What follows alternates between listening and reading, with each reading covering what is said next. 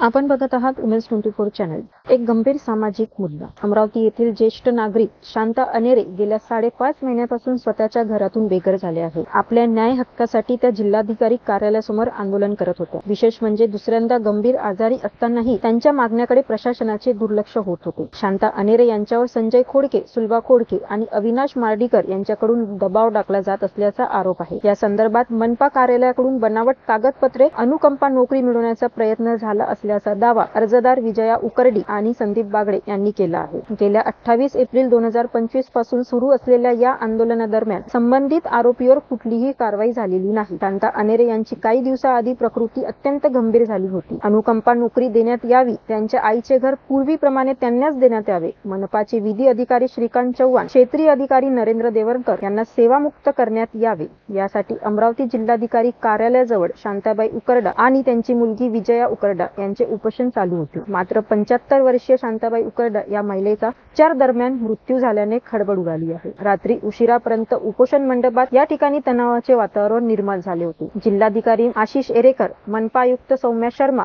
Police आयुक्त अरविंद चावरिया तसेच संजय खोडके, सुलभा खोडके आणि अविनाश मार्डीकर यांना संपूर्णपणे जबाबदार धरले जाईल असा इशारा अर्जदारांनी दिला आहे। या प्रकरणाची प्रतिलिपी सर्वोच्च न्यायालयाचे न्यायमूर्ती भूषण गवई आणि मुंबई उच्च न्यायालयाच्या नागपूर खंडपीठातील मुख्य न्यायाधीश यांना पाठवण्यात आली आहे। प्रशासन या प्रकरणी काय कारवाई करते याकडे संपूर्ण अमरावतीचे नव्हे तर संपूर्ण महाराष्ट्राचे लक्ष लागले आहे।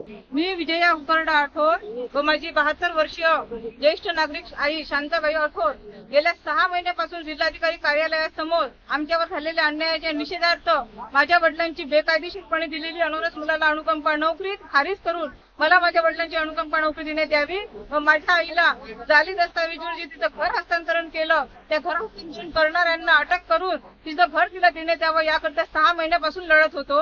या 6 महिन्यामध्ये माझी आई 2दा आजारी पडली, पण एकही प्रशासकीय अधिकारी आम्हाला भेटायला आलेले नाही।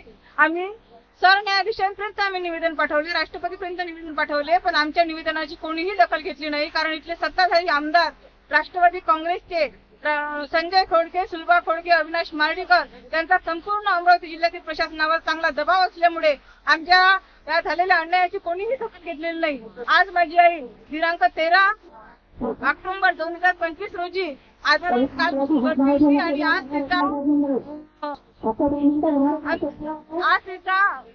मृत्यू झालेला आहे आणि मृतदेह घेऊन आज माझ्या या पेंडॉल मध्ये उपस्थित आहे आणि माझ्या आईला तिच्या घरात अंत्ययात्रा झाली पाहिजे।